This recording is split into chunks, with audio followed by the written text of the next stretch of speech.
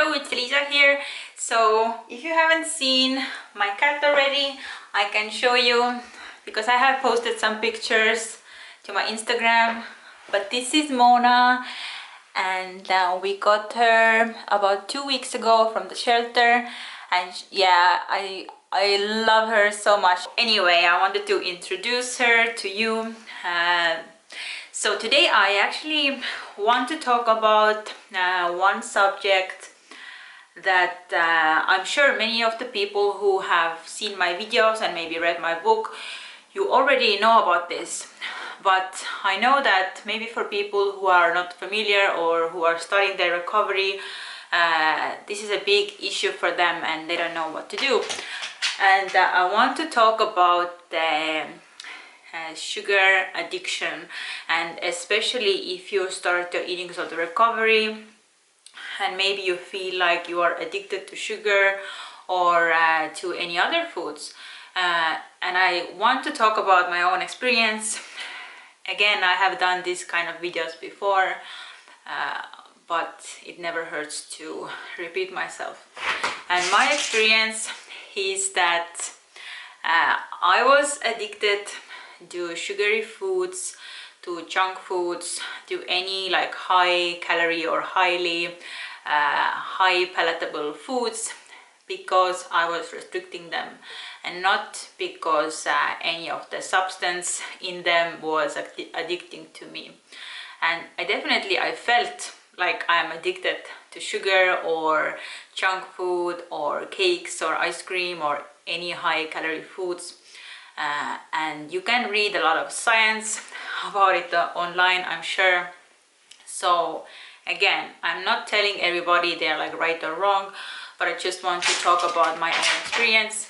Kitty, what are you doing? But anyway, so if you have restricted sugar, you have tried to avoid it. Maybe it is because of you have heard that carbs make you fat or sugar makes you fat, or you want to eliminate it, and you start some kind of restrictive diet. You exclude sugar from your diet, and then all of a sudden you start to think about all of the things you are restricting even more. You start to crave sugar, you start to have the urges to overeat on those foods and even binge eat. And this is how it was like for me, because I came from a background when I was about 20 years old. I had severe acne on my face, and I read online that it's good to leave out sugar so your skin can heal. And I did it, and I excluded sugar, I think completely, from like 1 month from my diet.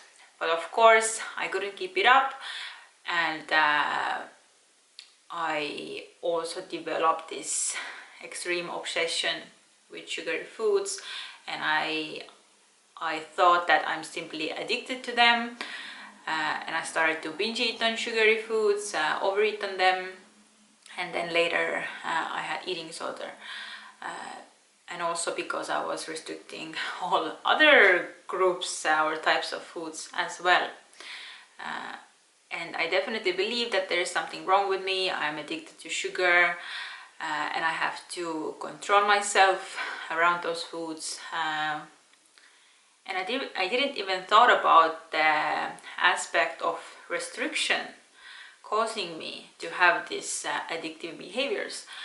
Only when I started my recovery, I kind of put the two things together, because I read some other people's experience with craving so many like foods and binging on foods, but later when they were recovered, they were normal eaters and they didn't have any of the addiction symptoms anymore. And this is exactly what happened to me. In my recovery, I started to include all of those foods all of those foods back in my diet. And of course, it's not like one day I was restricting sugar, and then the next day I was just like eating normally, like sugary foods. No, I went through a period when I wanted to eat those foods a lot, and like every day, and in large amounts. But this is recovery, and recovery means that if you have gone through one extreme, like completely excluding those foods from your diet, then recovery doesn't mean that now you're gonna just eat them like in normal amounts. No, because your body kind of wants to compensate from the restriction, and that's why you have those big cravings. And in my experience, I had to let myself eat those foods as much as I wanted. Even though I felt like I was still overeating on them, I felt I had this like fear, like, oh my god, what's gonna happen? Is this normal and everything? But at the same time, what's the most crucial thing is that I stopped restricting calories. I regularly started to eat those foods. I told myself every day that I will have those foods every day, any meal I want for the rest of my life. And all the time affirming myself that these foods are now allowed all the time, unconditionally. If I want to have a cake for breakfast, I can have it. There's no rules, no restrictions. I don't need to eat those foods only on my cheat days. I can have them absolutely all the time, every day, every meal, just like I have any other normal foods.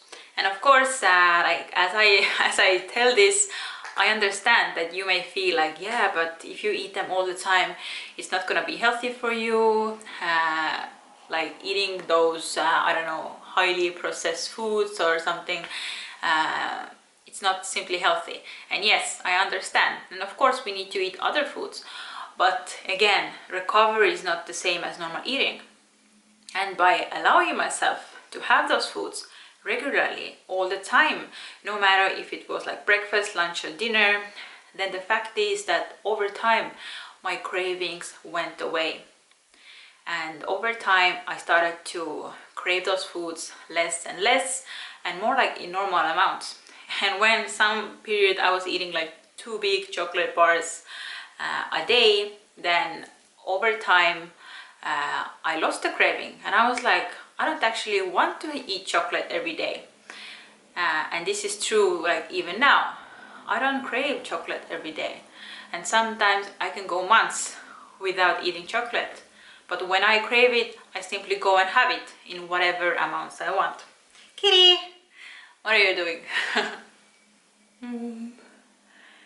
So yeah, and this is my experience, that if you are willing to go through a period of recovery, like including those foods back into your diet, and you can start slowly. You can start with the sugary foods that maybe doesn't cause you so much anxiety, maybe more like natural sugars like in fruits, or just including more carbs into your diet. This is also like the natural sugar your body needs. Like you can say, yeah, but my body doesn't need like white sugar from cakes or pastry or whatever. And I would say that my body absolutely needs them, because I live in this world where these foods are available all the time. And if I start to restrict myself, like I had eating disorder, and this will never be healthy. And by having those foods in my diet like all the time, whenever I want, actually I crave them less. But if I was trying to restrict them, eliminate them, I was binging on those foods. So can you see like how the way I have my eating now, like having those food all the time, is much more healthier for my physical health and also my mental health than when I was trying to restrict them. And as I said, I eliminated the addiction symptoms of the addiction of like sugar, because I had all the symptoms of being addicted to sugary foods. But my conclusion was and still is that I was simply addicted to them because I was restricting them. And other people have said the same thing, that in recovery they included those foods back into their diet. Yes, of course, they first ate them so much every day in big amounts, but over time, as they had this unconditional permission to eat, the craving slowly faded away and became more normal. And this is exactly what happens to me, or what happened to me, and why I recommend people to not avoid those foods. And I know there is people who have fully recovered, but they say that they forever have to stay away from their trigger foods or sugary foods, because they think they are addicted, and this increases the eating disorder symptoms. Yeah, but to me this is not full recovery. Full recovery is that when you can eat all kinds of foods and feel totally normal and not even care about foods. You don't obsess about it, you don't overthink, you don't have this fear around foods. You feel complete food freedom, and you can focus on other aspects in your life besides food, or I have to forever avoid sugar. Sugar is everywhere. I don't want to forever avoid it, because otherwise I would feel I forever have to live with some parts of my eating disorder still being there, and having this focus on something that I can't eat, and feeling like if I eat it, the eating disorder is back. So yeah, this is what I wanted to say about the sugar addiction and about my experience. Yes, and this is how I cured my sugar addiction. And this is the same process I did with any other foods, like junk foods. I was binging on junk foods in my eating disorder, and in my recovery I had to let go of any rules of what I can and what I can't eat, and ditch the mindset of having good and bad foods. And now all the foods are equal to me, and all the foods are allowed.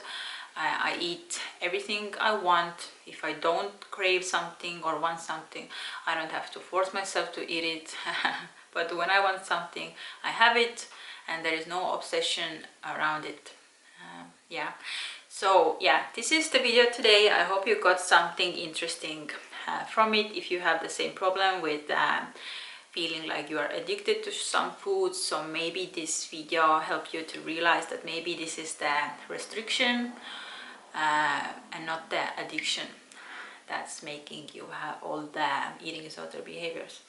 So yeah, thank you for watching, and see you very, very soon. Okay, let's say goodbye. Goodbye. Goodbye. Goodbye.